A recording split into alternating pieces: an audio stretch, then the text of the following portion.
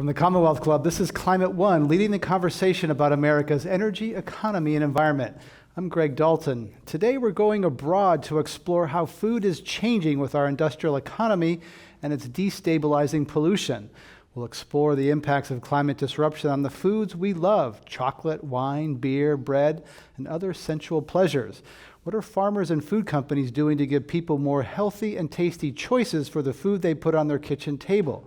We also will talk about food security in the United States and elsewhere, and whether GMOs can help feed a hot and crowded world of 9 billion people. We're pleased to be joined by three food experts. John Foley is an environmental and agricultural expert who is executive director of the California Academy of Sciences. He's the author of more than 130 scientific articles, and in 2014, he authored a cover story for National Geographic on the future of food. Simran Sethi is a journalist and journalism educator. She's a former environmental correspondent for NBC News and former anchor of the PBS Quest series on science and sustainability. She's the author of the book Bread, Wine, and Chocolate: The Slow Loss of Foods We Love. It's now out in paperback. And Helene York is Global Director for Responsible Business at Bon Appetit Management Company, which provides food to Google and other companies at 650 cafes around the country. She's also a faculty member at the Food Business School at the Culinary Institute of America. Please welcome them to Climate One.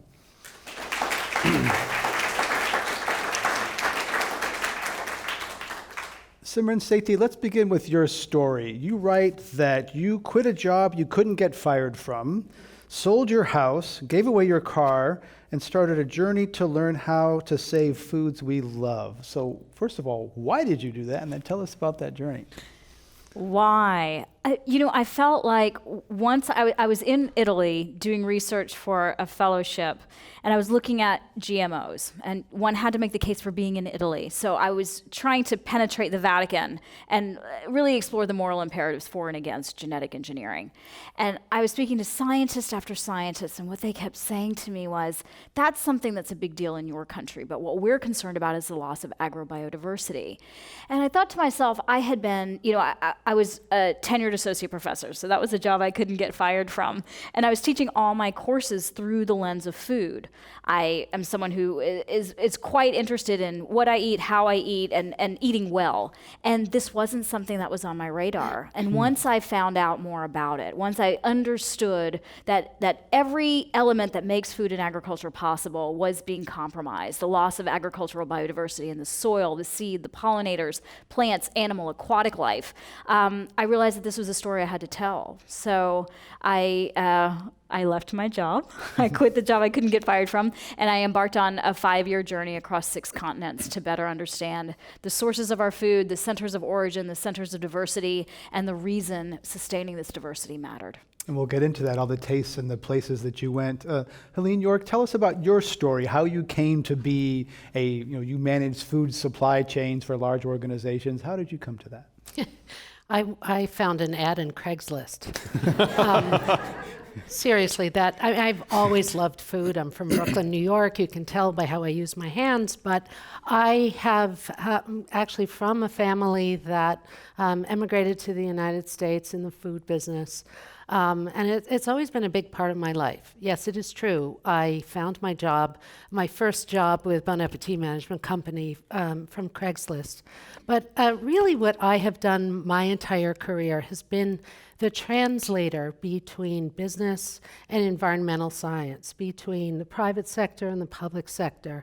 And I'm really interested in the relationships, in building partnerships. It seems to me there's this extraordinary divide between urban people and rural people who actually grow our food. Mm-hmm. And this is true in many places around the world, definitely here in the United States. The first job I took with Bon Appetit was actually as an educator as well, which was to teach chefs about how their choices in seafood could really enact more sustainable seafood and become part of a global movement. And this was back in the days when the Monterey Bay Aquarium Seafood Watch program was very young, still trying to figure out a lot of things, but very much rooted in science, and trying to translate that to chefs who are like, my customers want tuna or salmon, salmon or tuna, and really try to broaden their horizons. And it really has led me on a path to ask many, many, many questions. I am now a supply chain manager, coaching chefs and procurement officers on 6 continents. So I will say this just to finish off my story. The more questions I ask, the more questions I develop. And I'm both enthralled by that, a little scared by that, but there is so much to learn, and there is so much under the surface that I think we've only begun to start thinking about it. And thank you for your contribution to it. Jonathan Foley, you recently moved from the land of corn to the land of Chardonnay here in the Bay Area. So tell us about how your journey coming to food as a deep expertise. Well, it's funny. I'm a global environmental scientist, and I've worked on issues like climate change, on biodiversity loss, on freshwater issues, kind of all these doom and gloom issues, right? And one thing that kept on popping up every single time was the importance of the food system as the biggest culprit in the environment. For example, on water, 70% of all the water in the world we use is used for one thing, irrigating crops. And then if you think about land, by far the biggest clearer of ecosystems, the biggest consumer of forest lands, of biodiversity habitat, again, is agriculture and food, once more. And even on climate change, even though we tend to think of climate change as primarily an energy issue, about a quarter or so, maybe even as high as 30%, somewhere around that number, of all the climate change emissions we cause as a species come again from agriculture and associated land use. That's bigger than any of the individual energy sectors. It's bigger than all the world's electricity, all the transportation in the world, all the manufacturing, you name it. So no matter where you look around the planet, agriculture is kind of the biggest thing this planet has been hit by since the last ice age. And we don't really think about it that way. So we really do need to. Yes, climate change is about as much what we eat as what we drive or where we live. Simran Sethi, let's talk about taste. You convey some interesting things about taste, the importance of shape in the foods that we taste, and we were talking earlier about the importance of sound. So let's unpack the taste part of this, the fun part of it. Well, I want to go back to what John said about this is sort of the underreported story when it comes to climate change. We immediately think of energy, but really there's everything embedded in food. And I think that for me, I've been working and talking about environmental issues for quite some time. And what wasn't happening was a lot of traction. And as I started to gravitate again toward what I love, which is eating, I realized wow, I can tell every story I want to tell about environmental issues through what I put in my mouth. And when it comes to agricultural biodiversity, what we're talking about is conservation of diversity happens ex situ, out of place, in a seed bank or other kinds of repositories where we save plant and animal material. It happens in situ in the wild, so it's preserving the wild places where our crops grow and also where the wild relatives of our crops grow, and it's saving it in situ on farm. I think the best example of this is an heirloom tomato. It's a tomato you wouldn't find in the grocery store, but it's one that a farmer has grown. It's a locally cultivated variety. And what was missing from that equation was the eaters. And so I feel like flavor is actually the pathway to conservation. We save foods by savoring them. We fall in love with something and we don't want to let it go, and we don't want to have it disappear. And so for me, trying to unpack flavor was looking at all the factors that influence what flavor becomes. A lot of us kind of think of it as taste in the mouth. You put something in your mouth, it's sweet or bitter, we're done. But it's sight, it's sound, it's taste, it's smell, it's everything coming together. And it's recognizing it's about the actual flavor of something, but that flavor is influenced by every single factor. The lighting, the sound in the room, the shape of the object, the wrapper that it comes in. And to me, that's one of the more fascinating aspects of this, because it points to the fact that there are many ways to change our behavior and to change what and how we eat. And part of it is by looking at the environment in which it exists. Well, some people buy specialty products, whether it's fancy chocolate or coffee, these sort of craft breweries, those sorts of things that perhaps pay their workers more. There might be fair trade. Are those niche kind of things going to change the broader system, or are they just confined to that little niche, and people can feel good about eating these things with organic coffee or chocolate from Whole Foods? But is that really changing the system, or is it just a niche? I think it's both. I feel that systemic change happens niche by niche. We do this one cup at a time, one glass at a time, one decision at a time. And oftentimes it feels absolutely overwhelming, especially for me. In the work I did, increasingly the response was, write your elected official. And particularly in this election cycle, that notion to me seems, sometimes like I just want to put my head under the pillow and never get up again. But maybe the solution is these quick and easy tips, right? Change your light bulb, get a reusable bag, what have you. Well, looking into the psychology of this, I was asking myself, why haven't recycling rates changed? Why isn't there more engagement around climate change? We're talking ourselves blue in the face here. What isn't happening? Well, what isn't happening is people aren't connecting with this. I don't have an emotional connection with the electrical grid, but I can tell you about the foods I ate, and that will connect me back to you. And I believe this is the pathway to change. It feels audacious to say change the entire agricultural system, but if we start with that one morning cup of coffee and we recognize that chain, I talk about bread, wine, coffee, chocolate, and beer in the book, and I say map it onto any food that you love, because every food is under threat. And that was really the idea. I can't tell you about everything that we grow and eat, but I can start with the things that are meaningful to me. And from there, you'll find your own connection and forge it and start to make meaning. Coffee has set the tone for every day of my adult life. And it's something, chocolate, birthday cake, wedding cake, divorce substance. This is how it goes. This is it. This is the thread of my life. And my God, if I hear that this is under threat, maybe I'll perk up and take notice. Maybe I'll take action. But if it's just the generic, like the entire agricultural system is, threatened, and it's cause and effect, and this is what's happening, this is what will happen, I think it's a little tougher sell. So, Jonathan, tell us, how is climate change threatening the things we love: coffee, chocolate, beer, wine? Yeah, well, it was fascinating when you were talking about, using the things we love. Just sorry to, divert a little bit, but that's something I've learned. I now run a science museum. And the thing I've learned, the fascinating thing is if you want to get into somebody's head, you have to go through their heart first. And for us, it's maybe not the objects of food, but it's I can talk to anybody about climate change by showing them a coral reef or a rainforest. Everybody loves fish. Everybody loves parrots and stuff. And it doesn't become such an acrimonious or abstract notion. It's very tangible. Everybody's pro beauty and awe and inspiration, and that's also in our food. So I just want to echo that, that seems to make a lot of sense. But in that kind of global picture, climate change, and more importantly, things like disruption of water resources that are happening irrespective of climate change, and soil degradation are dramatically affecting a lot of the crops we depend on.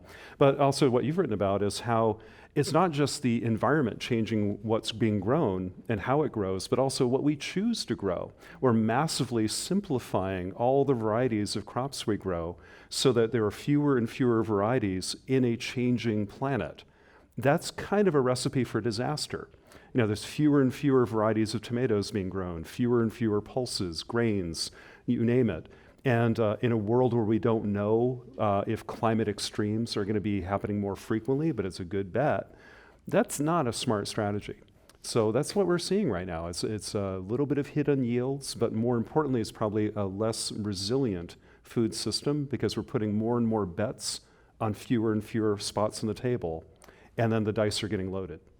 Helene, your company supplies probably fantastic food to a lot of corporate campuses, large organizations. Are you trying to connect people, trying to reach their heart? Are you trying to achieve social change when you're architecting that food? Two things. The first thing is we try to connect to the chefs and what they love. Because if they love something, they can express it to their own customers. I'm not in the cafes, it's the chefs who are there. So we see chefs as, if you will, choice editors, and they can make the editorial decision of having, broccoli on Monday and cauliflower on Tuesday every week, or they can really mix it up and introduce their customers, if you will, their users, to different tastes. And that's what we encourage them to do. Certainly, I did that first with seafood, and especially the lower on the food chain, delicious, healthy seafood that are much more abundant, much more sustainable from a environmental systemic point of view. But now also really every other kind of food, but especially plants, vegetables, fruits. We're very proud of the fact that we buy over 500 different varieties of vegetables and fruits a year. And that's really, we have set that as a goal. Go after it. Really try to use it and understand it. Don't try to narrow it down. And I think that when a chef is really excited about something and puts it out before his customers, there's the opportunity for engagement. There are other activities and other folks work on that. And yes, I would say that that's important for a small subset. But what I really want to have happen is that the chefs get the eaters excited about things. They're all named, and then they go to their supermarkets or their farmers markets and they ask for those products. They understand that it's a seasonal product. But let me just say one thing. It's not just okay if you go to a farmer's market looking for those things. That's where you talk about systemic change. You've got to go to the supermarkets and you've got to ask for those things. And any of you who've lived in the Bay Area, think about where we are now versus where we were in supermarkets 20 years ago. And that's because of a lot of things. The whole culture has changed, but it has a lot to do with eaters are demanding new things. Helene York is with Bon Appetit Management Company. Our other guest today at Climate One are Jonathan Foley, head of the California Academy of Sciences, and the author and journalist Simran Sethi. I'm Greg Dalton. I think we've got through this program so far without mentioning cheese, which is a little bit surprising. But I want to talk about Russell Simmons, who's one of the world's most famous environmental activists and entertainers, wrote a book earlier this year called The Happy Vegan, in which he says that animal products are destroying our planet. Let's take a listen to part of an interview that Russell Simmons did with Big Boy Radio back in April. The cow's number one cause of global warming by far. Almost twice the trains, planes, and automobiles. So when you think about, the animal industry and how much harm it's causing, especially the factory farming industry in America, you think you got to warn the people. FDA is not doing it. They tell you milk does a body good. Milk is straight poison. That's the entertainer and vegan advocate, Russell Simmons. Helene York, you love cheese. Are cows evil? Are they a big part of climate problem? Oh, yeah, tremendously. Although I have to give a lot of credit to the dairy industry in the United States is really understands that the contribution they play and have really worked to improve efficiencies. That said, cheese. That's one of those. I have to tell you, so I had a program that I developed. It was a teaching program both for chefs and primarily for chefs, called the Low Carbon Diet Program. This was 2007, 2008. And it was really trying to get chefs to buy less beef, less cheese, waste less food, all the sort of standard things. Or now they're standard. They were kind of eye-popping to chefs and heart-wrenching to many of them in 2007. But we really started talking about, cheese shouldn't just be a slice of cheddar. 20 years ago it used to be a slice of American. Now it's cheddar, but so what? It's kind of the same thing, really. And we really need to value it. Eat less, enjoy it more. I feel really quite strongly about that. And I think that's true of meat. I think that's true of dairy products. We've radically increased the amount of cheese that we've eaten. Less milk, more cheese. It's all kind of the same thing. So many issues. The whole industry has changed just tremendously in California. We've lost many, many small dairy farms. It's a complicated subject, but I guess my reaction to that quick video is that, I think we need to have strong point of views, but we also need to embrace the producers. and try to really make it easier for them to do the right thing in their production practices so that they don't feel defiant or that we're against them. We don't want to get rid of cheese, but we want better cheese, and we want to probably eat a little less of it, which you can do. You can mask it with some good culinary techniques. Jonathan Foley, you came from Minnesota, near the land of cheeseheads, Wisconsin, et cetera. Yeah. We know that as incomes rise around the world, there's dietary affluence, and people crave that animal protein. So while we might follow Helene York's advice and eat less in the United States, globally, isn't it just going to rise? Yeah, that's a really important point. You hear a lot of rhetoric today, especially in the food industry circles, about feeding 9 billion people, as if the 2 billion more people were really the problem. That's not the problem. The problem is the 7 billion people already here. In fact, about 4 billion of the 7 already here are getting richer fast. India, China, Southeast Asia, Russia, Brazil, all the intermediate developing countries. We're developing a global middle class for the very first time in human history. And if they follow the same path of Western countries, and as we got wealthier, we ate a lot more meat, a lot more dairy, and a lot more other things that probably aren't very good for us, and certainly not good for the planet.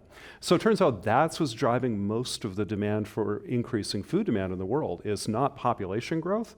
No, it's affluence. And that's a choice.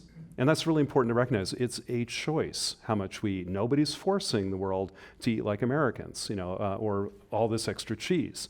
So I'm I agree with you that we could be much more mindful of every ounce of cheese and meat we eat. It doesn't have to be the center of the plate all the time, or the main dish. It could be like what we let the garnish become the main dish, and let the main dish become the garnish a little bit.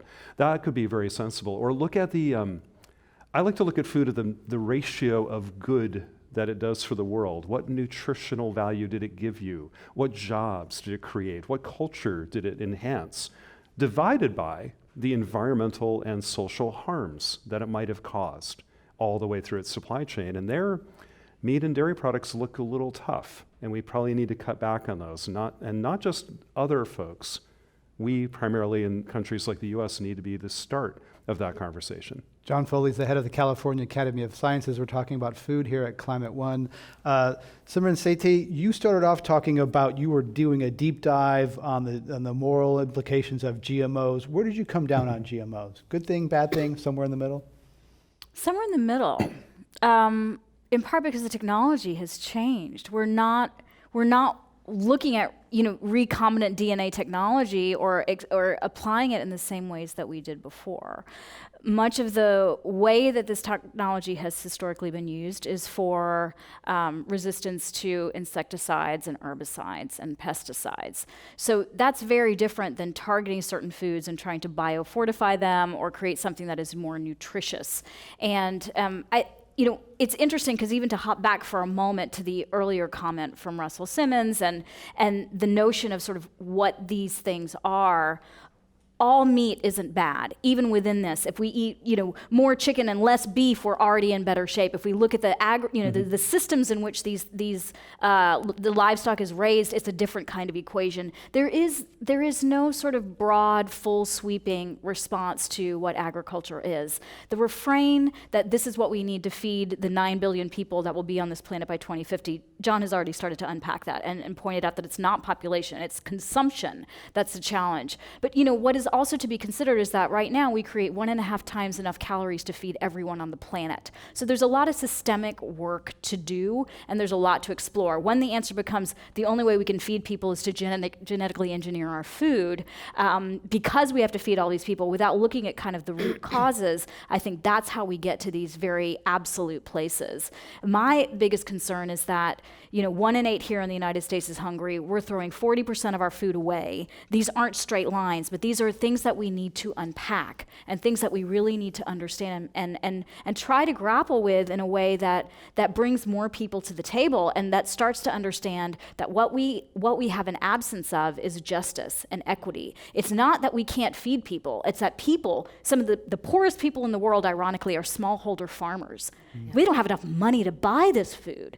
And that's where the problem is. We can feed ourselves in an extraordinary way without a lot of genetic genetic engineering if we allowed biodiversity to thrive. But again, we're not doing that. We're moving toward an industrialized system where the global standard diet is largely comprised of wheat, rice, corn, soybean, and palm oil. This was a study that was done. It was headed up by a gentleman named Colin Corey.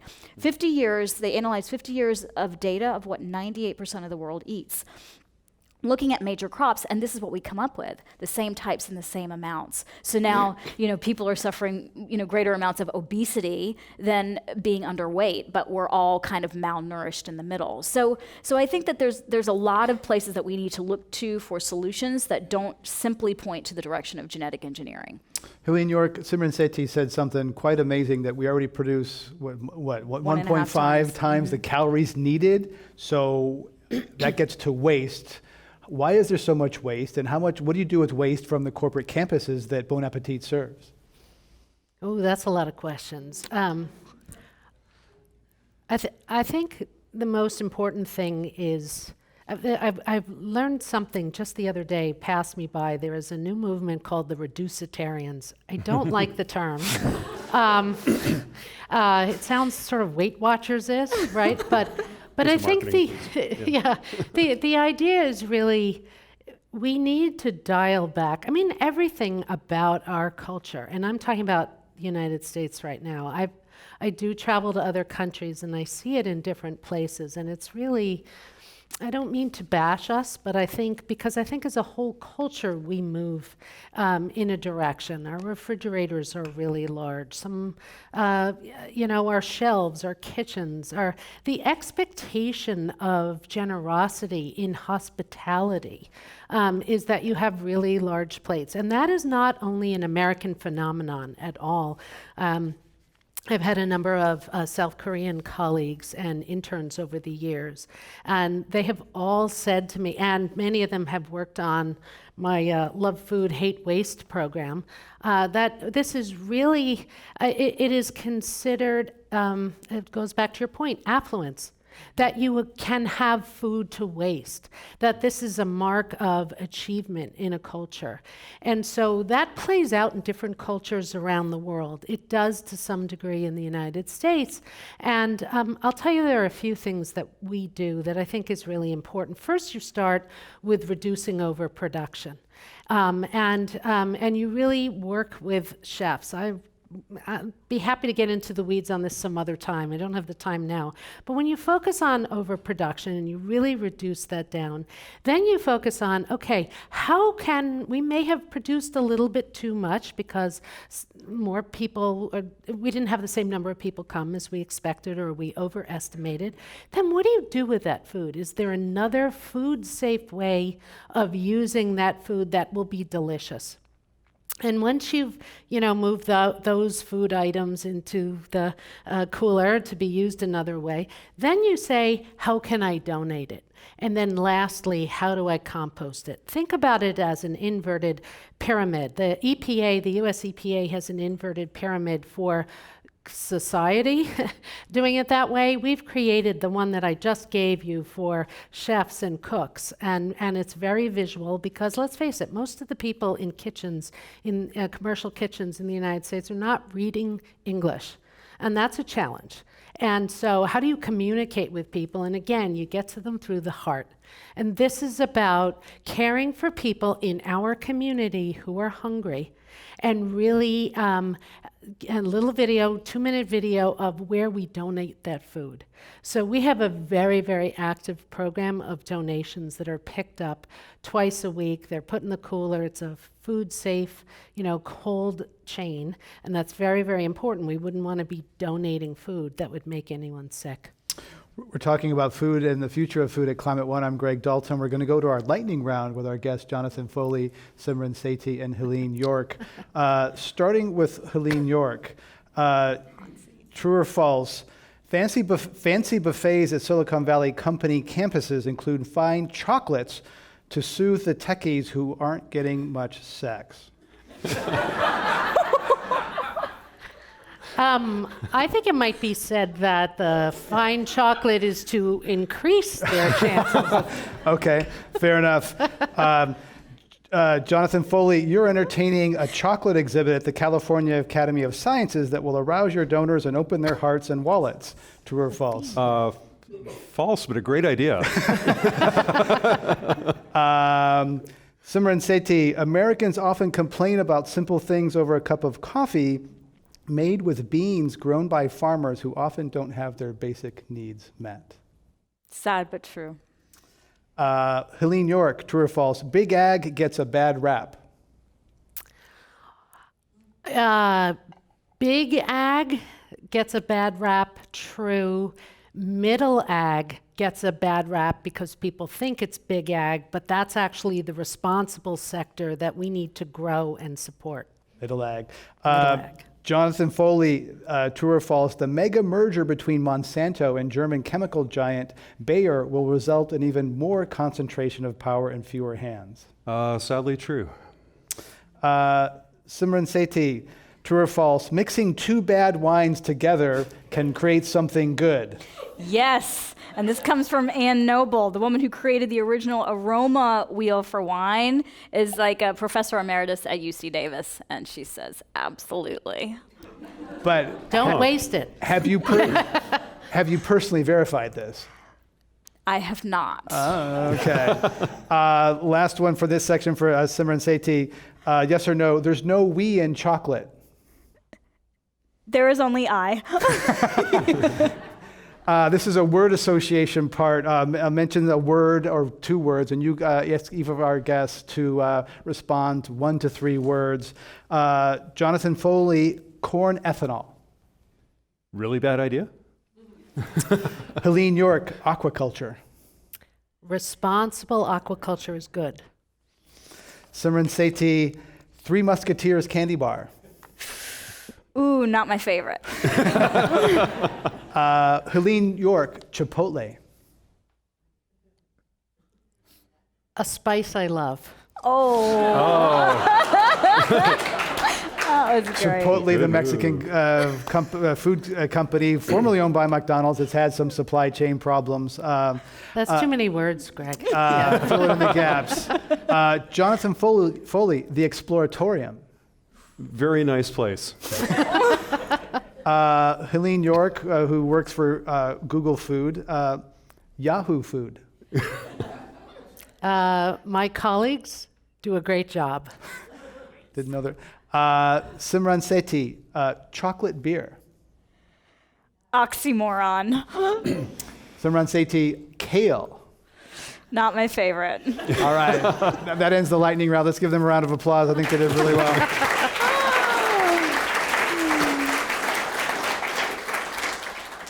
I'd like to talk about your personal gardens. Jonathan Foley, you moved from Minnesota to California. What's in your home garden?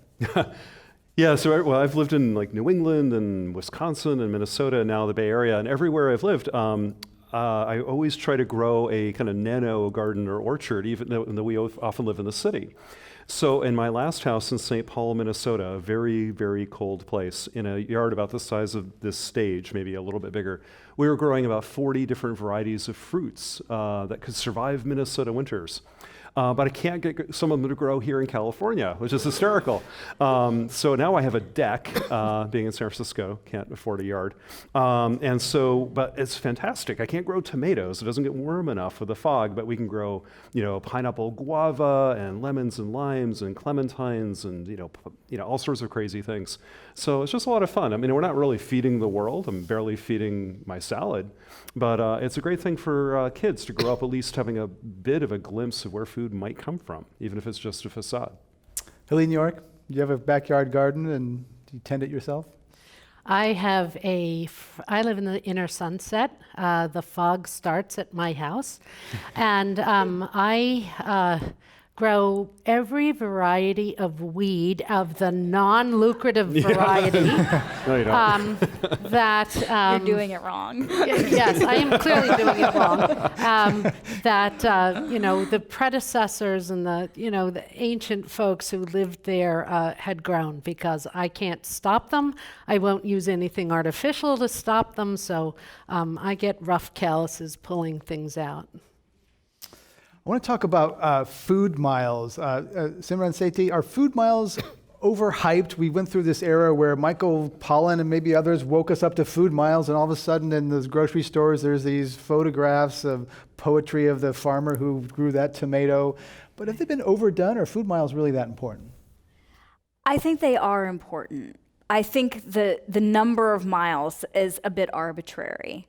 And I would like to see a greater focus on regional production and a greater interest in, Judy Wicks, she's a co-founder of the Business Alliance for Local Living Economies, and she has a cafe, White Dog Cafe in Philadelphia, and she talks a lot about how we can embrace localized models even when they come from abroad, right? So everything doesn't have to come within a 100-mile radius, let's say, but to look at what the production looked like in the place where it did come from and support those models that are in integrity with what we value. So I think it's certainly something to consider. I certainly want to keep my food dollars in my local communities, but I also think we have access to this big blue marble, and I want to savor some of the taste from those places too, but do it in a way that also honors and respects the places from which they were grown. So suppose you're at the grocery store, conventional apple from Washington, organic apple from New Zealand. Which one do you buy?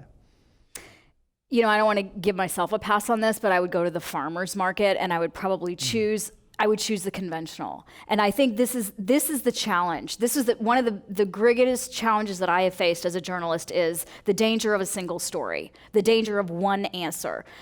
Psychologically, what that does is we as humans suffer from single action bias. So if I say organic, then it will be organic from China, organic from New Zealand, doesn't matter. Well, I think that really matters. I think the relationships matter. And I'm more concerned with forging those relationships to whatever extent I can. I can't do this with every food that passes my lips, but what I try to do is be very strategic about it and start to understand that there are relationships that can be formed. Maybe it's not with the coffee grower, but it's with the barista who has established that relationship and visited that farm. When it comes back to the apples, I would choose a local grower, and I would ask the questions of what kind of application was done on those apples. And I would likely choose that because I do care about the carbon footprint, I do care about the food miles, but I also care about those relationships. And the closer I can keep them to my mouth, the better for me. Jonathan Foley? Yeah, I just want to comment that food miles have nothing to do with the carbon footprint of food. That's something people have to be mindful of. Food transport has nothing to do with emissions.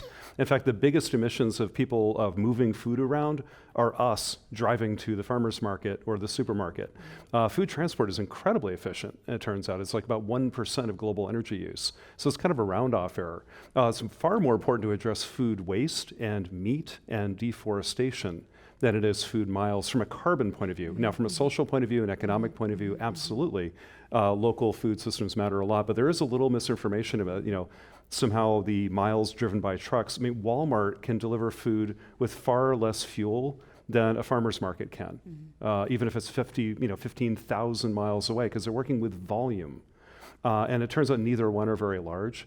So I think there's a little bit of misinformation about food miles from just strictly a carbon point of view, but it doesn't mean the social and economic and other issues aren't important, though they definitely are. I love local food too, but I just wanted to kind of point that out as the token geek up here. Would you also clarify then it's the type of transportation? Yeah, like ships are extremely efficient, so the New Zealand apple would have been a lower carbon footprint than a Washington apple here in San Francisco, easily. And the rail will be after that, large trucks after that. The worst offender is us in a car with one bag of groceries. That's the most, it's called the last mile problem in the transportation lingo. The last mile problem is where 99% of the emissions happen. And the pickup truck with a local farmer is probably a worse emitter than like a big corporation shipping halfway across the world. But neither one are very large. Most of the greenhouse gases coming from agriculture come from deforestation, methane coming from cattle and rice fields, and nitrous oxide coming from overusing fertilizers. And most of that comes, all three of those are linked mostly to meat production more than anything else.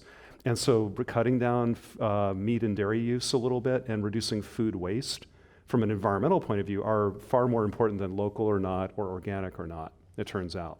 Interesting. Helene York, Simran Sethi mentioned single action bias, organic. When you're sourcing for your clients, how important is organic? And is an organic chicken necessarily better than one that's not organic?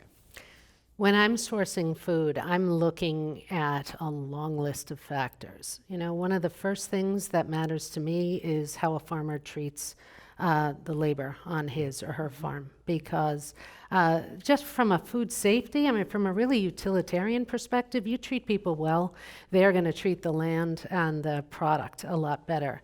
But it's just a moral imperative. To me, that is the most important thing. I want to see that farmers rotate crops. You know, and that if they till the soil, they do it in the least intensive way. And those that are rotating crops don't have to till soil nearly as much as those who are monocropping. I want to see that farmers use water and pesticides intentionally and judiciously. And the same thing, if my favorite farmer, I will tell you, I'm not going to tell you his name, but he's in Modesto and he has 10,000 acres. Now, to a lot of people who don't know much about agriculture, that sounds like big ag, right? That is middle ag. That's even on the smaller end. It's a fourth generation family farm. He has a record for the last 25 years of what he has put in every 8-foot plot on his 10,000 acres. And he's constantly rotating that. And his nephew walks the fields and checks the plants, and they only spray if they absolutely have to. And most of their spray is through the drip irrigation, so it's not going to spread. So it's respectful to the workers, to the people around them, to the animals and the farm next to them. And then, you know, I'm looking for farmers who grow delicious and safe food.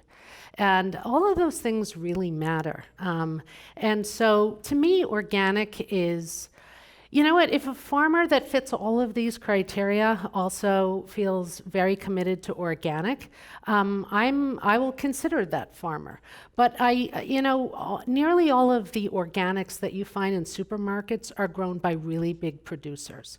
It's only at the farmer's market where you find functionally organic, people who either can't afford the certification or who are not interested in the certification. You know, I will buy from them. There happens to be a farmer's market right next to my supermarket, so I trip link. But I'm much more interested in a total responsibility picture when I identify the farms that we buy from. Helene York is with the food management company, Bon Appetit Management Company. Our other guests at Climate One today are Simran Sethi, author of the book Bread, Wine, and Chocolate, and Jonathan Foley, executive director of the California Academy of Sciences. I'm Greg Dalton. I want to talk about soil, Jonathan Foley. Some of the biggest optimists that I meet in the climate world are into soil and say that the future is dirt. And if we treat our soils with respect and restore them, that could solve a big part of the climate problem. Is that true? Does that math work out? Does it scale? Not quite as well as I would hope. There are a number of famous TED Talks and things like Alan Savory, for example, is a very famous talk about this where no global change scientist I know would firm up those numbers. I certainly wouldn't. We've removed about 150 billion tons of carbon that used to be in trees and soil, and we burned it and stuck it in the atmosphere, essentially. So if we put it all back, that's about, 10 to 15 years of our current emissions. And we'd be giving up a lot of the world's food supply to do it. So we could do some. It's not silver bullets, but it's silver buckshot. Certainly, it's about, that plus energy efficiency, plus renewables, plus cutting down current methane, reducing deforestation. Absolutely, it's another climate wedge of that whole thing to solve the climate problem. But it's not a silver bullet. It can't be. But here in the Bay Area, like in Marin County, for example, when we throw away municipal compost here in San Francisco, some of that goes to farmers in Marin and is spread on ranches. And that seems to be boosting greatly the productivity of grasslands out by Point Reyes and Western Marin County. And there are independent scientists like Wendy Silver at Berkeley who are measuring actually very big carbon uptake rates. The problem with soil is it can't take up carbon forever. It's like a bathtub. Once you fill it up, you can't fill it anymore. So that's where the math gets tricky. You might be able to restore a bit, and we should.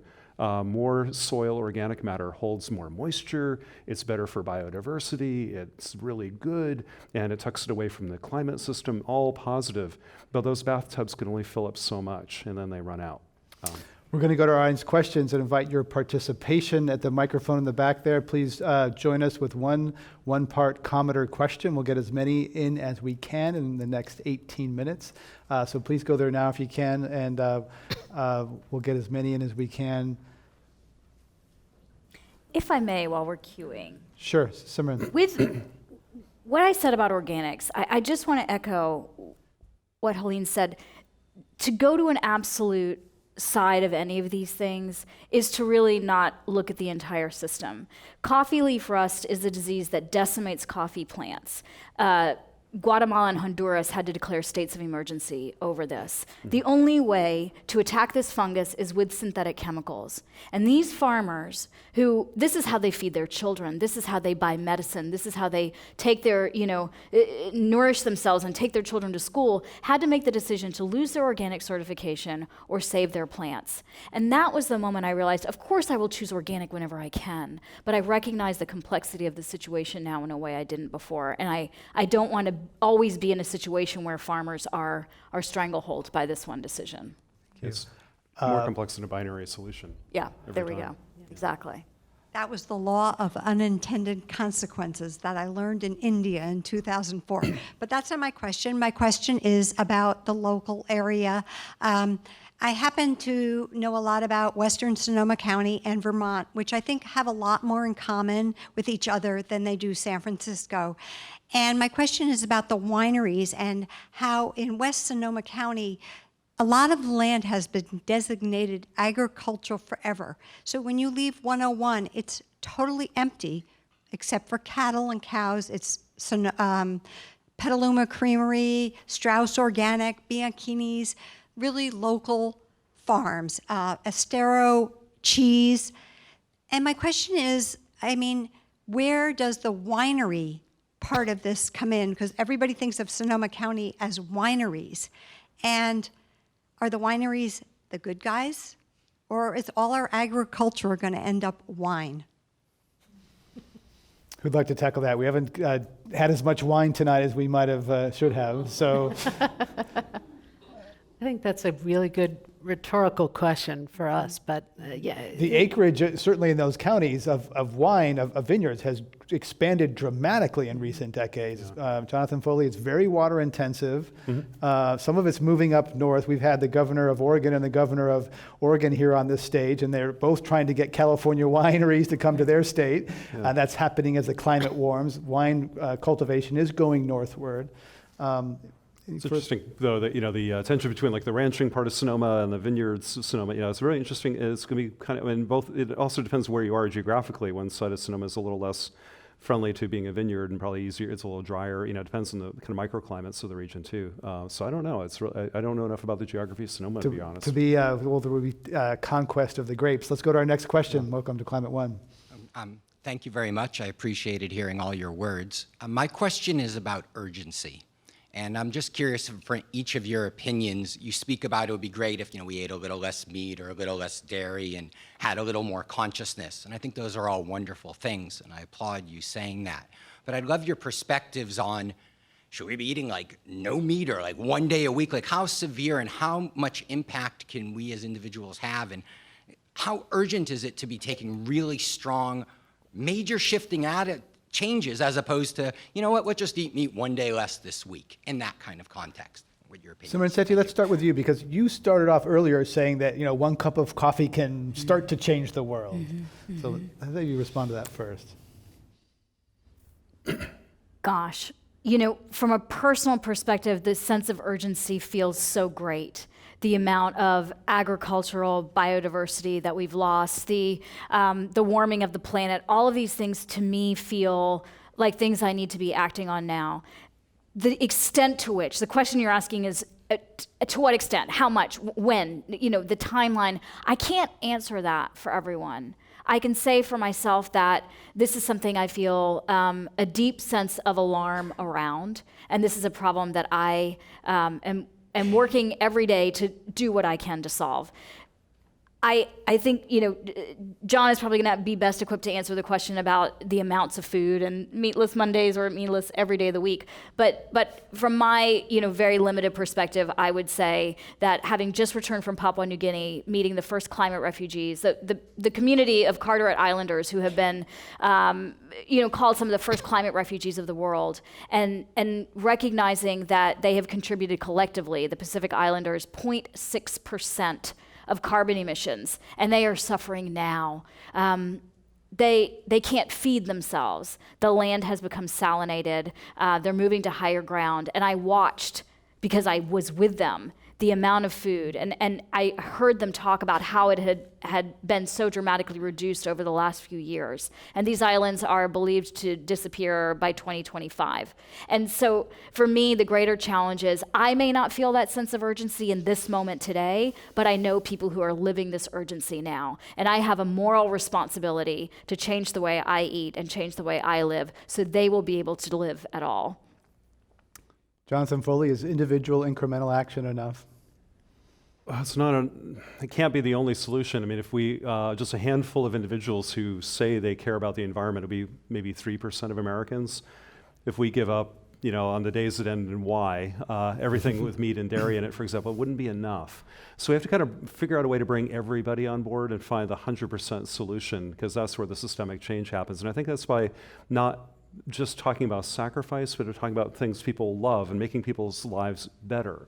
Like reducing food waste is good for your pocketbook. It's good for the planet. It's good for everybody. There's no downside to reducing food waste. One little story about food waste is I run 2 kitchens at the museum I work at. One is for people. We have 1.5 million guests a year, and we don't use Bon Appetit, sorry. But we have another company that we won't mention that serves all these people. We run a second restaurant, though, for 40,000 animals that we happen to take care of, and they probably eat better than I do.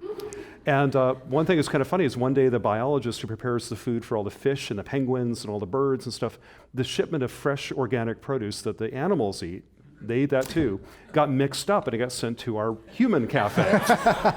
True story, I swear to God. So the biologist is running upstairs like, damn it, my bananas and apples and everything else got delivered to the regular cafe, and he gets up there and they joke around and say, hey, wait a minute, these are the same boxes. We're ordering from the same farmer, the same days of the week. We could at least reduce a trip or two right there. But then the biologist from the aquarium was talking to the cafe people, said, what do you do when a banana goes bad or an apple has got a bruise on it?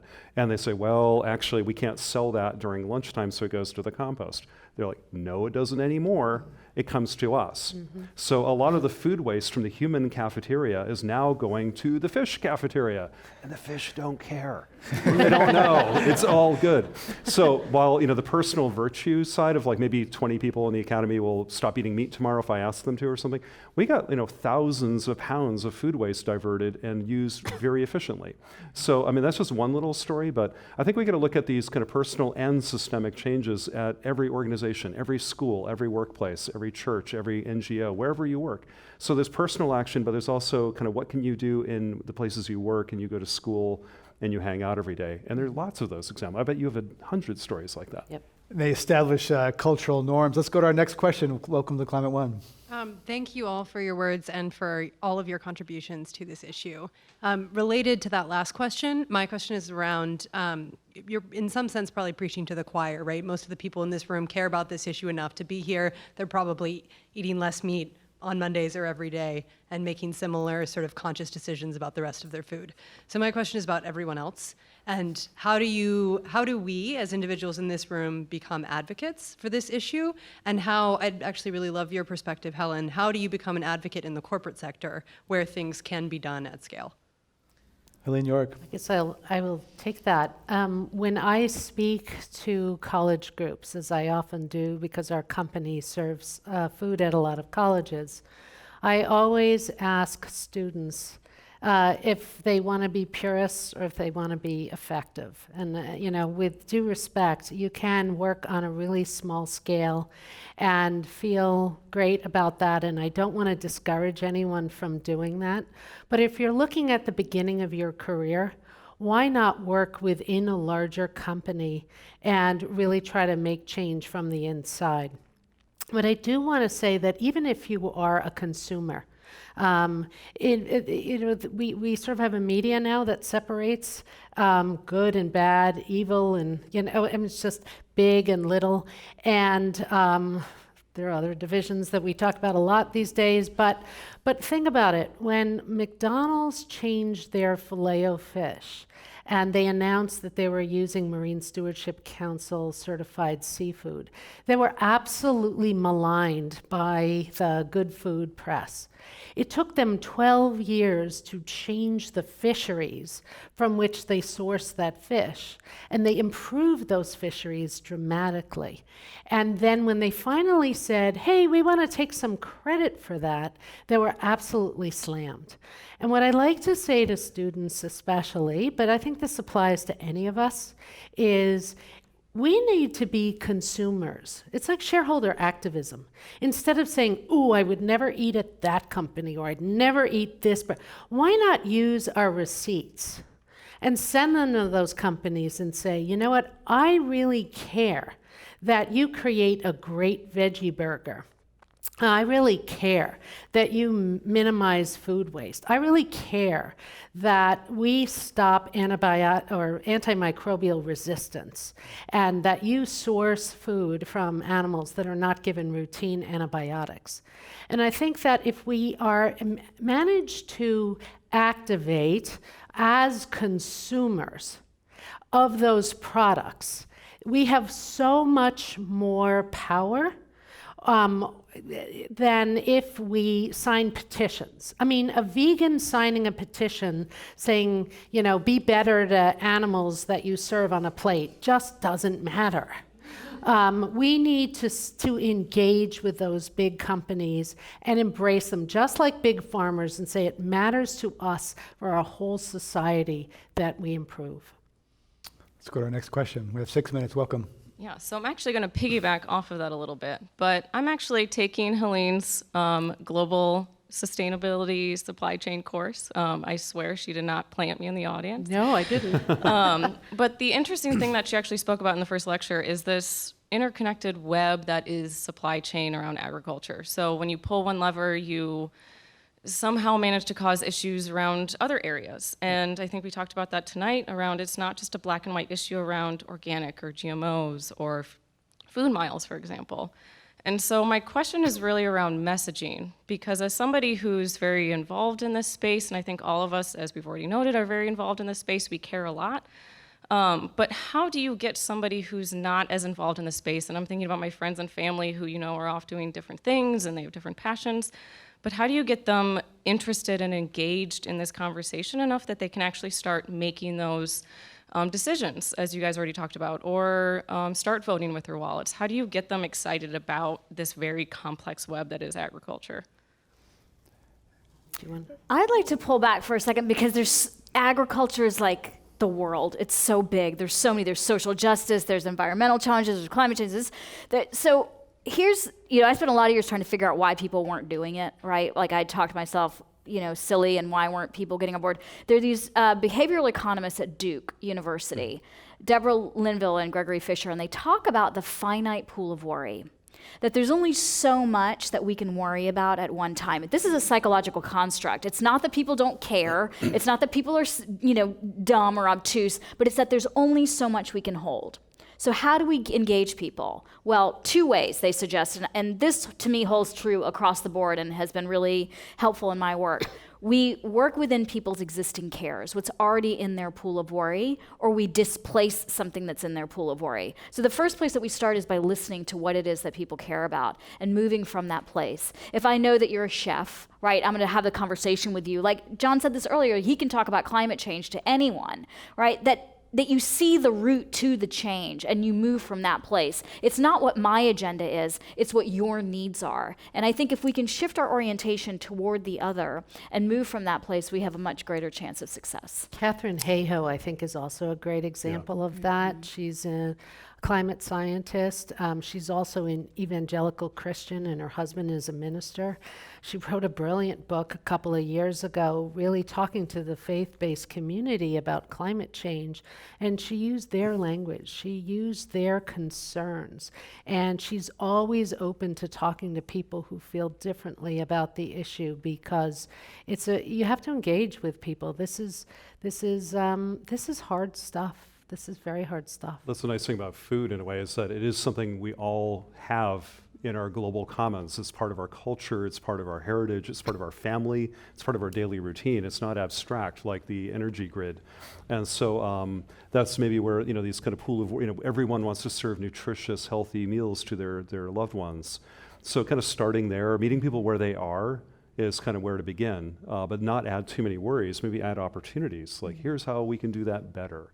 I wish the environmental community, we were more positive, not blind to issues, but maybe a little more encouraging to folks, like, good job, let's do a little more, instead of smashing people over the head saying how bad we all are as people. It's so incredibly discouraging. So meeting people where they are and a little more voices of encouragement might be a good thing. We're talking about food and climate change at Climate One with Jonathan Foley, Simran Sethi, and Helene York. Let's go to our last audience question. Thank you guys for all the work you're doing. It really resonates and is very inspiring. One thing that I think I've had a challenge in my own life is understanding what health means and what it means to eat healthy. And I'm curious, where do you think the right people in this generation are defining what true health means and are really getting people to understand that? Helene York, you're on college campuses. We're going to toss that one to you. I think that the answer is a bit like the last answer, in the sense that it's both personal, it can't be dictated by other people. Some people, of course, have some very specific needs. They have allergies, or they have maybe some genetic tendencies. But I think if you live in the United States, I think you really need to appreciate the fact that health can come through so many ways. Generally, we have safe food. Generally, we have safe water. Generally, we have abundant food. We don't have the micronutrient deficiencies that are rampant in many parts of the world. We don't have the caloric deficiencies that are in another part of the world. I'll channel Michael Pollan a little bit. Eat what your grandmother ate. Okay, my grandmother ate some pretty things that I don't find very tasteful. But she had one tenet, which was eat in moderation and eat a variety of things. And I think you can think of health as what it can do for you or protect you against. And if you seek out those flavors that Simran talks about in her book, and you really try a variety of vegetables, which is sort of my personal charge, and different fruits, you will protect yourself and enlighten yourself and enjoy yourself a lot, that I think will bring both a physical and a psychological health. We have to wrap it up there. Our thanks to Helene York with Bon Appetit Management Company, Simran Sethi, author of the book Bread, Wine, and Chocolate, The Slow Loss of Foods We Love, and Jonathan Foley, who is Executive Director of the California Academy of Sciences. I'm Greg Dalton. You can join the conversation on Twitter using our hashtag @ClimateOne and listen to podcasts of this and other food, wine, and energy programs at climateone.org. I'd like to thank our audience in the room and listening on the air. Thank you all for joining us for this conversation.